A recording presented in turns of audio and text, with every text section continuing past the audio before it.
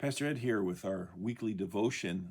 Been talking about the will of God. This is the third week of 4 weeks, I guess it'll be, um, based on a book of that name, The Will of God, by Leslie Weatherhead, who was an English pastor and kind of wrote the book in the aftermath of the Second World War and all of the devastation and suffering and death, and tried to,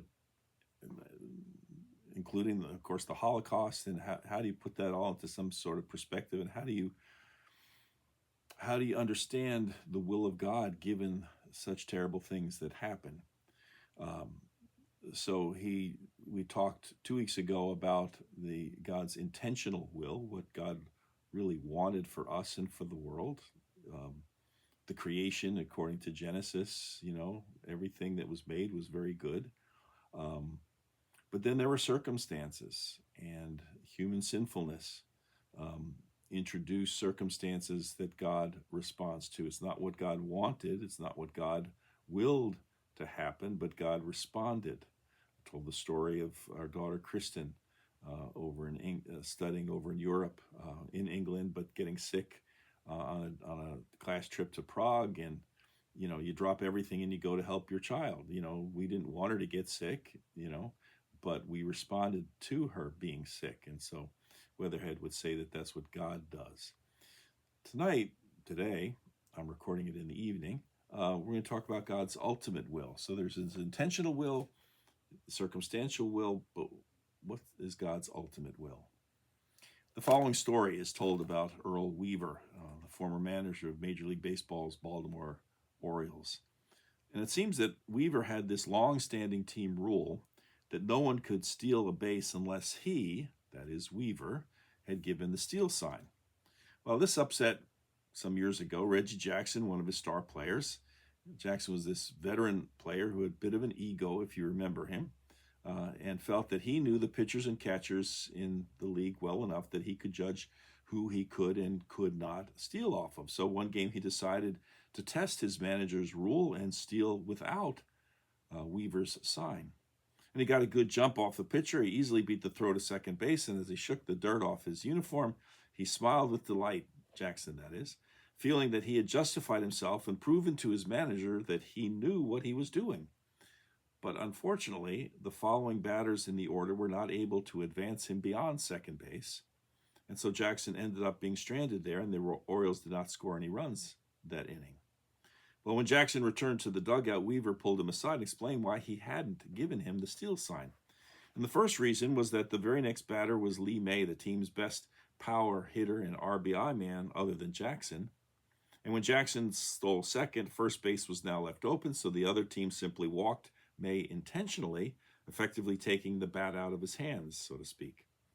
And the second reason was that the player following Lee May in the batting order had, throughout his career, not had much success batting against this particular pitcher. Now, if you're a baseball fan, you may recall that Earl Weaver was famous for keeping track of who had done what against particular opponents in the past. This was before all the algorithms and everything that we have today. And because of this batter's previous lack of success against this pitcher, well, Weaver then felt compelled to send up a pinch hitter instead in order to try and drive home Jackson and May. Well, when the pinch hitter failed to do this, not only had the Orioles failed to score, but Weaver was also left without valuable bench strength for later in the game, since now both the player he had replaced in the order and the pinch hitter could not return to action. The problem here, of course, was that Jackson saw only his relationship between the pitcher and the catcher. In other words, he was focused solely on his own situation. His manager, Earl Weaver, on the other hand, was watching the whole game, that is, the bigger picture, and he had made or not made certain decisions based on that bigger picture. Well, the same is also true, I believe, when we think about God and God's will for our lives. There is a bigger picture that only God can see. And it's also true that sometimes, as I noted last week, we do things that force God to respond to an entirely new set of circumstances that we ourselves have created by the exercise of our own free will. In that story, for instance, Reggie Jackson thought he knew better than his manager when it was appropriate to steal a base and when it wasn't. What he didn't realize, however, was that there were at least two reasons why Earl Weaver didn't want him to steal in that situation. In ignorance, then, Jackson broke a team rule and disobeyed his manager, and the net result was that the Orioles missed out on a golden opportunity to score some runs that inning. His manager's original intention reflected in a batting order that had the power-hitting Lee May coming up right after Reggie Jackson had been interfered with. By Jackson stealing second and the resulting intentional walk to May, Weaver now had an entirely different set of circumstances to work with than he had originally intended and planned for. And that's precisely the point that Leslie D. Weatherhead tried to make in this classic book we've been talking about, The Will of God. To summarize once again, Weatherhead believed that we should break down the phrase, the will of God, into three parts. First, the intentional will of God, or God's ideal plan for human beings. Number two, the circumstantial will of God, or God's plan within or in response to certain circumstances. The way, for instance, that Oriole manager Earl Weaver had to respond to Jackson's unexpected steal of second base. And third, the ultimate will of God. The ultimate will of God is God's final realization of his gracious purposes. Well, in the case of Earl Weaver, even though he was a Hall of Fame manager, he did not have the final control over who won or lost a particular game, including the one in our story. In fact, I don't even know who won that game. It's entirely possible that Weaver made all the right managerial moves from that point on to pull out a victory, but it's also entirely possible that despite all of Weaver's subsequent decisions and maneuvers, the team still lost. For God, however, the final outcome is never in doubt. In the book that bears his name, Job says to God, I know that you can do all things and that no purpose of yours can be thwarted. And it's precisely this verse that Weatherhead quotes to begin his discussion of God's ultimate will. From the very outset, then, Weatherhead wants to be perfectly clear that while God may indeed have to respond at times to various circumstances brought about by free will and human sinfulness, nevertheless, absolutely nothing can interfere with the full and final realization of God's purposes. Once again, Weatherhead turns to the cross as the supreme example of what he's talking about here. As I noted last week, according to Weatherhead, the intentional will of God was not that Jesus should be crucified, but that he should be followed. But then the circumstantial will of God, or God's will in the circumstances which human evil provided, was that Jesus responded by accepting death, not in weak resignation, but in a positive and creative way, which of course then resulted in God's ultimate will, namely the redemption of humankind, winning human beings back to God, not in spite of the cross, but instead using the cross, born of human sinfulness, as an instrument to reach the goal of God's ultimate will, as Weatherhead wrote. And then he writes, Christ did not just submit to this dread event of the crucifixion with resignation. He took hold of the situation. Given those circumstances which evil had produced, it was also God's will that Jesus should not just die like a trapped animal, but that he should so react to evil positively and creatively as to wrest good out of evil circumstances. And that's why the cross is not just a symbol of capital punishment similar to the hangman's rope, but is a symbol of the triumphant use of evil in the cause of the holy purposes of God. Or as we heard Joseph say to his brothers last week, you plotted evil against me, but God turned it into good in order to preserve the lives of many people who are alive today because of what's happened. Certainly evil was plotted and then perpetrated against Jesus. And if Weatherhead is correct, this was obviously not God's will. However, Scripture also tells us that God nevertheless used those circumstances and was able to turn that evil into good. God turned the cross from a symbol of death into a symbol of life. And through the evil that was the cross, God was again able to preserve the lives of many people who are alive today because of what happened. The picture in my mind, writes Weatherhead, is of children playing beside a tiny stream that runs down a mountainside to join a river in the valley below. Very little children can divert the stream, he says, get great fun out of damming it up with stones and earth, but not one of them ever succeeds in preventing the water from eventually reaching the river at last. In regard to God, we are like those little children, he writes. though we may divert and hinder his purposes, I don't believe we ever finally defeat them. When we say then that God is omnipotent, we do not mean that nothing can happen unless it's God's will or intention. We mean that nothing can happen which can finally defeat him. In John 2, verses 13 to 22, for instance, we hear Jesus' verbal sparring with those who took offense at the way in which he had cleared the money changers from the temple. What sign can you show us for doing this? They demanded. Well, Jesus, who generally refused to give in to such demands for signs, nevertheless responded, "Destroy this temple, and in 3 days I will raise it up." Well, their immediate reaction was one of disbelief. This temple has been under construction for 46 years, they said, and you'll raise it up in 3 days? But he was speaking, says the gospel, of the temple of his body. Once again, it's clear that God and God alone is in control. Those who decided to oppose Jesus, instead of following him, who were obviously able to further exercise their free will by seeing to it that he was even put to death on a cross. But like children trying to divert a stream, they were totally unable to divert or hinder God's ultimate purpose, even though they had seemingly accomplished this with the crucifixion of God's Son. And that's because on the third day, the tomb where Jesus' lifeless body had been placed was now empty. They'd killed Jesus, but death could not hold him. Neither they nor death itself could resist God's ultimate will for the world. And the disciples, of course, took note of this. And after he was raised from the dead, says John, his disciples remembered that he had said this, and they believed the scriptures and the word that Jesus had spoken.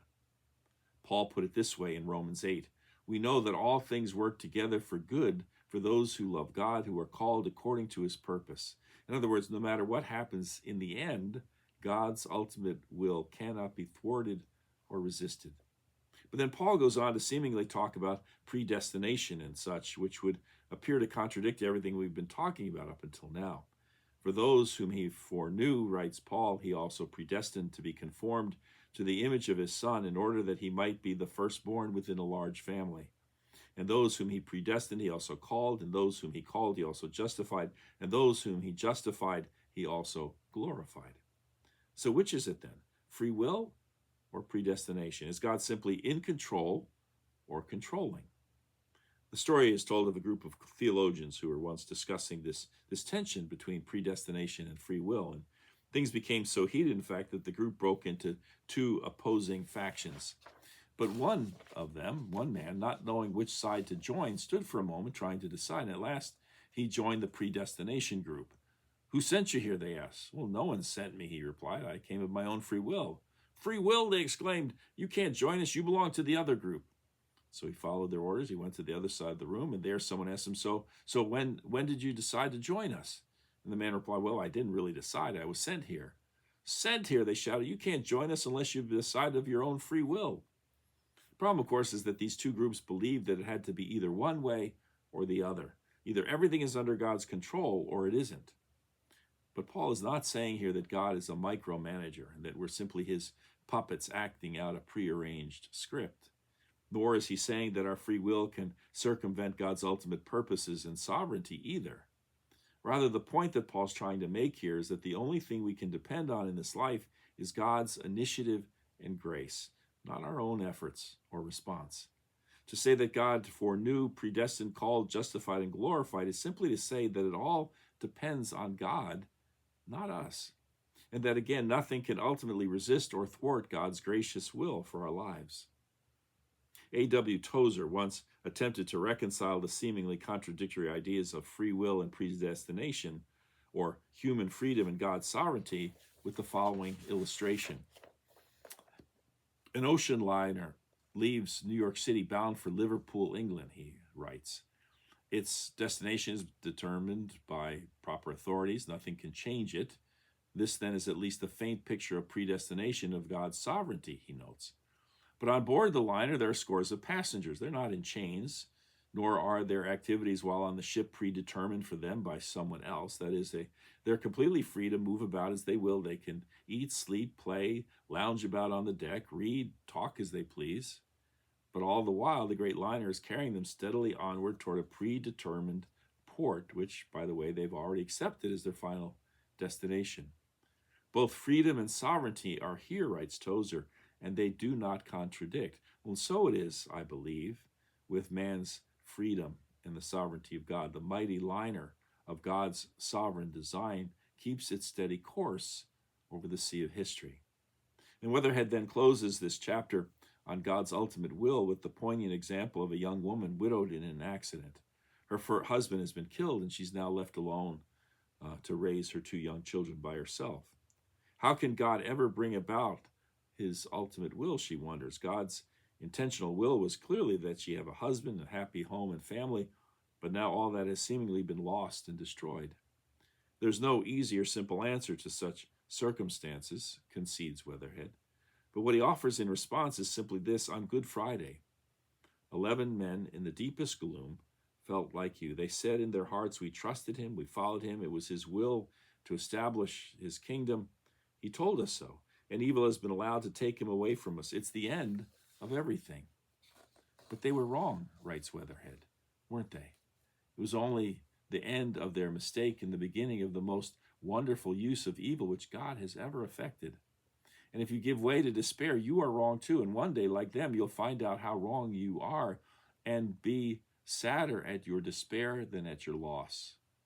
Are you certain, asks Weatherhead, that standing where you stand with your limited human vision, that God cannot fulfill his will for your life by any other route?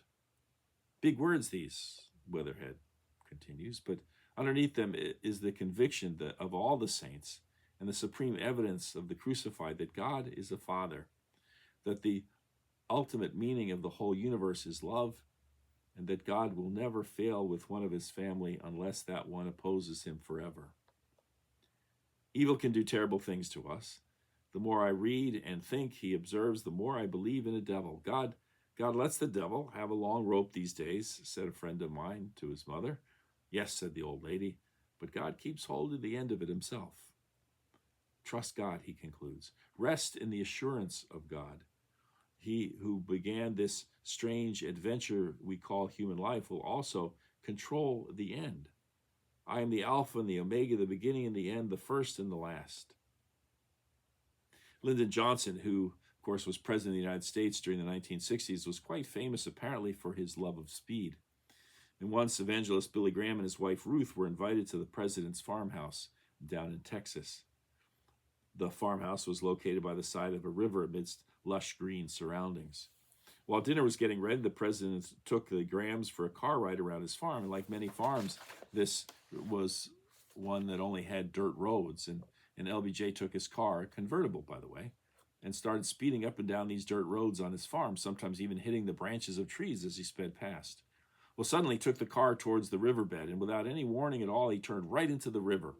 Their speed was so high that the car just kept moving over the water for a few seconds before coming down to the riverbed and splashing through to the other side. Well, after arriving back at the farmhouse, the president mentioned to the Grahams that usually whenever he took other guests in his car and turned into the river, most of them jumped out as soon as they hit the water. He told them that he was actually quite surprised that they didn't do the same. Well, hearing this, Ruth Graham responded, "You're the president of the United States. I just figured that you knew what you were doing." And so it is with God. We may not be able to see or to understand from today's vantage point how God's gracious and ultimate purposes will eventually be worked out. And so like Ruth Graham, we just have to figure that God knows what he's doing. And we simply have to trust that in the end, the last word is with God. Well, I hope you're having a good week. I hope it continues to be a good week for you.